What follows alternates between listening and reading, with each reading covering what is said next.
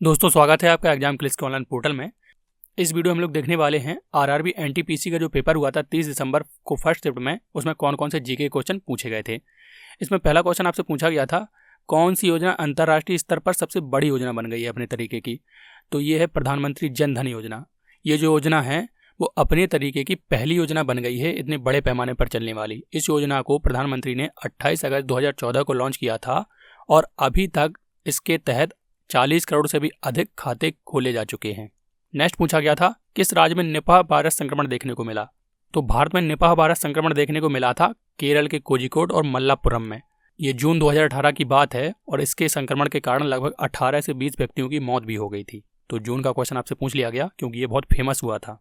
Next पूछा था, भारत का कौन सा राज्य सबसे अधिक सोने का उत्पादन करता है। तो कौन सा राज्य करता है? कर्नाटक करता है। कर्नाटक की कोलार और हुट्टी की खानें वर्ल्ड फेमस हैं।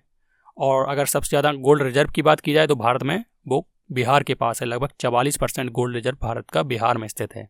नेक्स्ट है, कौन सा राज्य 2014 में बना गया था जो भारत का 29वां राज्य बना।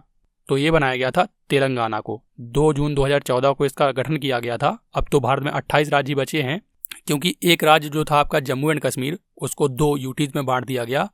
इस तरीके से आपका 28 स्टेट और 8 यूनियन टेरिटरीज ही बची हैं क्योंकि दमन एंड दीव को दादरा नगर हवेली में मर्ज कर दिया गया है। तो आपके 28 राज्य और 8 यूनियन टेरिटरीज ही बची हुई हैं। तो उसके हिसाब से तो ये 29वां ही था तब। और तेलंगाना से आपका कल की चैप्टर में पूछा गया था कि तेलंगाना के 2018 में गवर्नर कौन थे। वो थे ESL नरसिम्हन। नेक्स्ट पूछा गया था, ट्रैकिंग बॉल किसका उदाहरण है? स्टोरेज का, मेमोरी का। तो ये था उदाहरण इनपुट डिवाइस का। नेक्स्ट कंप्यूटर से पूछा गया था, 1 किलोबाइट में कितने बाइट होते हैं। बहुत सिंपल था, सबने कर लिया होगा, 1024 बाइट्स होते हैं। नेक्स्ट पूछा था, किसके द्वारा मस्तिष्क से शरीर तक आवेगों का संचार होता है। या इस तरीके से था कि अंगों के जो संदेश होते हैं वो मस्तिष्क तक किसके द्वारा पहुंचाए जाते हैं। तो ये पहुंचाए जाते हैं मेरुरज्जु या स्पाइनल कॉर्ड के द्वारा। ये रीढ़ की हड्डी के बीचों बीच एक धागे नुमा संरचना होती है जो मस्तिष्क के पिछले हिस्से से जुड़ी रहती है। नेक्स्ट पूछा था आपसे, OECD का मुख्यालय कहाँ पर है। तो OECD का जो मुख्यालय है वो है फ्रांस के पेरिस में। OECD का फुल फॉर्म होता है organisation for economic cooperation and development. ये यूरोपीय और अमेरिकी देशों का एक संगठन है। इसमें 37 देश हैं, भारत इसमें सम्मिलित नहीं है। नेक्स्ट पूछा था आपसे, भारत में स्थापित प्रथम नाभिकीय रिएक्टर कौन सा है। तो भारत में प्रथम नाभिकीय रिएक्टर लगाया गया था तारापुर, महाराष्ट्र में। नेक्स्ट था, पुस्तक रिपब्लिक के लेखक कौन है। तो रिपब्लिक की पुस्तक लिखी थी प्लेटो ने। ये सुकरात के शिष्य थे जो यूनान का एक दार्शनिक था, बहुत फेमस रहे ये भी। नेक्स्ट था, 15वें वित्त आयोग के अध्यक्ष कौन है। तो 15वें वित्त आयोग के अध्यक्ष हैं NK सिंह। वर्तमान में जो 15वें वित्त आयोग है वो चल रहा है 2020 से लेकर 2025 तक उसका ड्यूरेशन है और राष्ट्रपति वित्त आयोग का गठन करता है आर्टिकल 280 के तहत। नेक्स्ट पूछा था, महावीर स्वामी के बचपन का नाम क्या था। तो महावीर स्वामी के बचपन का नाम था वर्धमान। और गौतम बुद्ध के बचपन का नाम क्या था? उनका नाम था सिद्धार्थ। नेक्स्ट था, बारदौली सत्याग्रह के संबंधित व्यक्ति कौन थे। तो बारदौली सत्याग्रह से संबंधित व्यक्ति थे सरदार पटेल।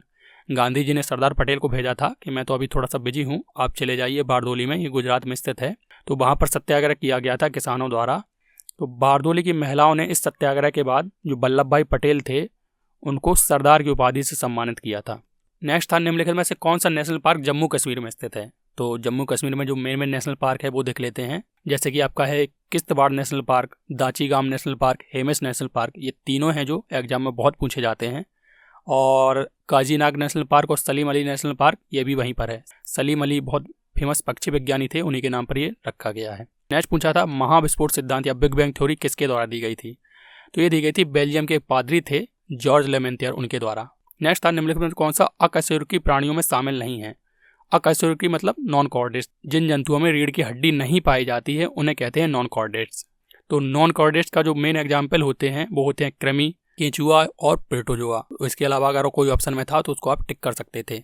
कशेरुकी प्राणी मतलब कॉर्डेट्स होते हैं जैसे कि मनुष्य हो गया, चूहा, मेढक, जिनमें रीढ़ की हड्डी पाई जाती है और वो शरीर को एक संतुलन प्रदान करती है।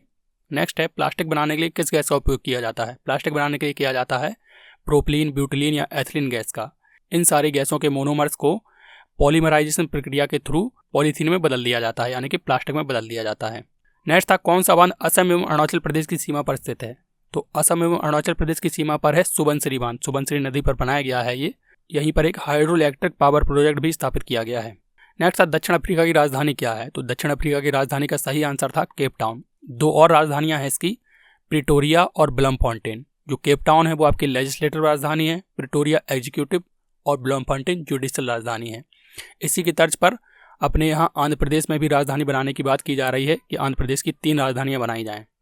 नेक्स्ट पूछा था 2022 कॉमनवेल्थ कहाँ आयोजित किए जाएंगे। बहुत फेमस क्वेश्चन है, हर एग्जाम में लगभग पूछ लिया जाता है। पिछले जो SSC एग्जाम हुए उनमें भी पूछा गया था।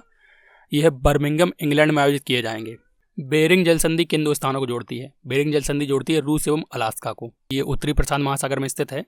DSCP का फुल फॉर्म पूछा गया था, डायनेमिक होस्ट कॉन्फ़िगरेशन प्रोटोकॉल।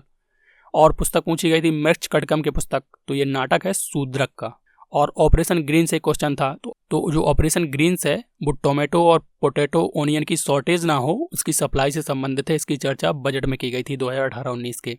अब बात कर ली जाए पेपर के लेवल की, तो पेपर का जो लेवल था इस हिसाब से देखा जाए तो मॉडरेट था, उतना भी ज़्यादा टफ नहीं था क्योंकि बीच में सिंपल क्वेश्चन इसमें पूछे गए थे।